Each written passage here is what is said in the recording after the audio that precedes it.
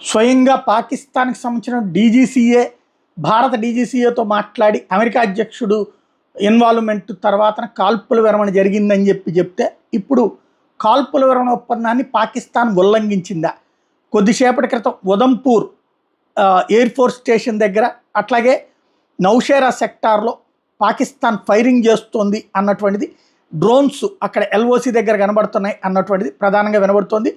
అదే జరిగితే పాకిస్తాన్ కోరుకున్నది తీర్చడానికి మనం సిద్ధంగా ఉన్నాం.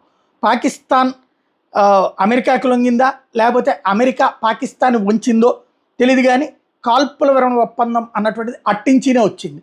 మనం అంగీకరించాం, 48 గంటల చర్చలు అని కూడా చెప్పాం. దాన్ని ఉల్లంఘించి పాకిస్తాన్ చేస్తే తగిన బుద్ధి చెప్పడానికి భారతదేశం ఆటోమేటిక్గా సిద్ధంగా ఉంది. ఇప్పుడు జరుగుతున్న ఈ పరిణామాలు చూస్తుంటే కాల్పుల విరమణ ఉల్లంఘించినట్టుంది. అప్పుడు ఆటోమేటిక్గా మనం సమాధానం చెప్తాం. అప్పుడు ఇష్యూ సీరియస్ అవుతుంది. ఏం జరుగుతుందో చూద్దాం.